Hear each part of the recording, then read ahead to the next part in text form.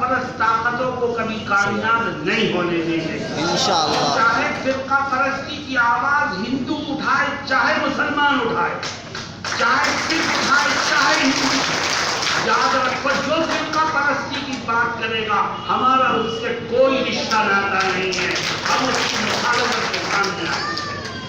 ہم یہ سمجھتے ہیں کہ ہندوؤں میں بھی کچھ گٹ ایسے ہیں جو فرقہ پرستی کی باتیں کرتے ہیں، اور مسلمانوں میں بھی کچھ گٹ ایسے ہیں جو فرقہ پرستی کی باتیں کر کے اس ملک کے امن و امان والی فضا میں زہر گھولنے کا کام کرتے ہیں. ہم انہیں کسی قیمت پر کامیاب نہیں ہونے دیں. یاد رکھو مسلمانوں، میں تم سے ایک بات کہتا ہوں. میں نے بچپن میں ایک واقعہ پڑھا تھا اور میں آج دیکھتا ہوں کہ جو موجودہ ماحول ہے اس میں اس واقعے کی بڑی اہمیت ہے. میں نے بچپن میں ایک کتاب میں قصہ پڑھا تھا کہ لکھنے والا لکھتا ہے کہ میرے پڑوس میں ایک ہندو تھا، کچھ لوگوں نے اس کے گھر پہ حملہ کیا، وہاں پہ چیخ و پکار کی آواز آتی رہی. میں اپنے گھر میں آرام سے بیٹھا رہا اور یہ سوچتا رہا کہ وہ تو ہندو ہے، اگر وہ پٹ رہا ہے تو پٹنے تو میرے اوپر کیا اثر پڑتا. کچھ دن کے بعد پڑوس میں جو سکھ تھا اس کے گھر پہ حملہ ہوا، وہاں پہ چیخ و پکار کی آواز آئی. میں اپنے گھر بیٹھا رہا کہ سکھ ہے پٹ رہا ہے، پٹنے تو میرے اوپر کیا اثر ہوتا. کچھ دنوں کے بعد میرے پڑوس میں ایک عیسائی تھا، اس کے گھر پہ حملہ ہوا، چیخ و پکار کی آواز آئی. میں نہیں بولا کچھ کہ عیسائی پٹ رہا ہے، پٹنے تو مجھے کیا لینا. چند ہی روز گزرے تھے کہ میرے گھر پہ حملہ ہوا. اب میں چیخا اور چلایا تو پتہ چلا میرے آس پاس کوئی بچا ہی نہیں، اس لیے کوئی میری مدد کو آیا ہی نہیں. مسلمانوں، اگر ہندو مسلم سکھ عیسائی آپس میں مل کے رہیں گے تو ہم سب ایک دوسرے کی مدد کے لیے برے وقت پر آنے کو تیار دکھائیں گے. اور اگر مل کے نہیں رہو گے تو یاد رکھو برا وقت آج اگر مسلمانوں پر ہے تو پھر ہندوؤں پر بھی آ سکتا ہے، سکھوں پر بھی آ سکتا ہے، عیسائیوں پر بھی آ سکتا ہے. اور میں کھل کے یہ بات کہتا ہوں کہ فرقہ پرست طاقتیں صرف مسلمانوں ہی کی دشمن نہیں ہیں، وہ ہندوؤں کی بھی دشمن ہے، وہ سکھوں کی بھی دشمن ہے، وہ عیسائیوں کی بھی دشمن ہے، وہ اس دیش کی دشمن ہے. اگر ہم سب ایک جٹ ہو کے کھڑے ہوئے اور پیار و محبت کے ساتھ گلے ملتے رہے تو انشاءاللہ ہمیں برباد کرنے والی طاقتیں بھی کبھی کامیاب نہیں ہو سکیں. مسلمانوں، میں ان ادھیکاریوں کے سامنے ایک واقعہ ذکر کرتا ہوں. میں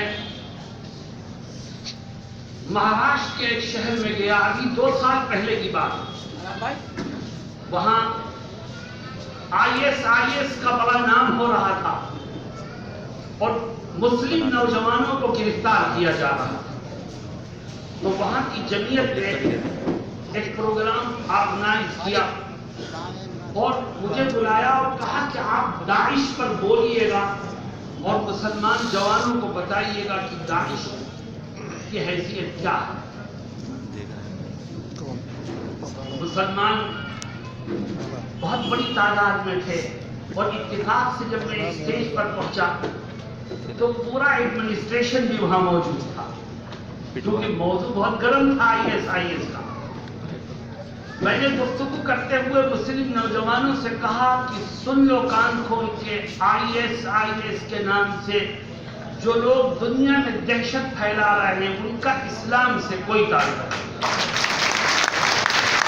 اگر وہ اسلام کا نام لے رہے ہیں تو مسلمانوں سن لو، وہ اسلام کی پیشانی پر قلم ہے، کیونکہ اسلام معصوموں کو مارنے کی اجازت نہیں دیتا، اسلام کسی کی عزت سے کھلواڑ کرنے کی اجازت نہیں دیتا، اسلام معصوموں کا خون بہانے کی اجازت نہیں دیتا. جو لوگ اسلام کا نام لے کر انسانیت کو نقصان پہنچاتے ہیں وہ اسلام کے وفادار نہیں، اسلام کے دشمن. اس لیے مسلمانوں آئی ایس سے اپنے رشتوں ناتوں کو کبھی جوڑنے کا تصور بھی مت کرنا، کیونکہ وہ اسلام کا نام لے کر کے اسلام کی روایات کو ختم کرنے اور اس کی تعلیمات کو ختم کرنے کی کوشش کر رہا ہے. میں نے دوسری بات کہی کہ میں مسلم نوجوانوں سے اپنی بات کہنے کے بعد اسٹیج پر بیٹھے ہوئے ادھیکاریوں سے بھی ایک بات کہنا چاہتا ہوں. وہ سارے ادھیکاری جمع تھے. میں نے ان ادھیکاریوں سے کہا کہ جو ISIS کا ایجنٹ ہے آپ اسے پکڑیے, سزا دیجیے اور دیش کو اس کی الٹی سیدھی حرکتوں سے بچائیے. لیکن اگر آپ میں سے کوئی کسی معصوم کو صرف پروموشن کے لیے, صرف اپنی ملازمت میں ترقی حاصل کرنے کے لیے کسی بے گناہ کو ISI کا ایجنٹ بنا کے پیش کرے گا تو یاد رکھیے وہ بھی بھگتے گا, اس کی نسلیں بھی. خدا دیکھ رہا ہے. ظلم ظلم ہے, ظلم ظلم ہے, بڑھتا ہے تو مٹ جاتا ہے, خون خون ہے, گرتا ہے تو جم جاتا ہے. یاد رکھیے اس دیش میں ظلم نہ چلا ہے نہ چلے گا. لیکن میں اپنے مسلمان بھائیوں سے کہتا ہوں کہ آپ اپنے آپ کو قابو میں رکھیں. آپ پیار اور محبت کی باتوں کو عام کرنے کی کوشش کیجیے. کبھی کسی بات کو سن کر, کبھی کسی واقعے کو دیکھ کر, کبھی کسی حادثے کو پیش آنے پر آپ کے من میں غصہ پیدا ہوتا, آپ کو کے جذبات بھڑکتے ہوں گے. لیکن کامیاب وہ شخص ہے جو غصے کو قابو میں رکھے, جو اپنے جذبات کو کنٹرول میں رکھے, اور جو آؤٹ آف کنٹرول ہو جاتا ہے وہ خود بھی نقصان اٹھاتا ہے اور اپنی قوم کے لیے بھی نقصان کا ذریعہ بنتا ہے. یہ آج حکومت پر جو لوگ بیٹھے ہیں وہ ہمارے صبر کا امتحان لے رہے ہیں. آؤ ہم ان کو بتا دیں کہ ہم صبر کے پہاڑ ہیں. انشاءاللہ صبر کا دامن نہ ہاتھ سے چھوٹا ہے نہ چھوٹے گا انشاءاللہ, کیونکہ ہمارے خدا نے ہمیں یہ زندہ باد زندہ باد زندہ باد, کیونکہ ہمارے خدا نے ہم کو یہ حکم دیا ہے کہ صبر کرو.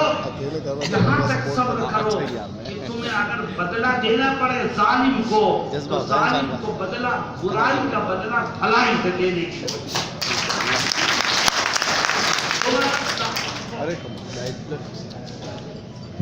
تم اگر ظالم کو برائی کا بدلہ بھلائی سے دو گے تو یاد رکھو آج جو تمہارا جانی دشمن بنا ہوا ہے کل وہ تمہارا جگری دوست بن جائے گا. یہ میں نہیں کہتا, یہ ہمارا اور آپ کا خدا کہتا ہے, اور وہ خدا دلوں کا مالک ہے. ہم اس کی بات مان کر کے چلیں گے تو وہ دلوں سے نفرتوں کو نکال کر پیار کو پیدا کرے گا. میرے دوستوں, آج میں ایک بات کہنا چاہتا ہوں. حکومت پر بیٹھے ہوئے کچھ لوگ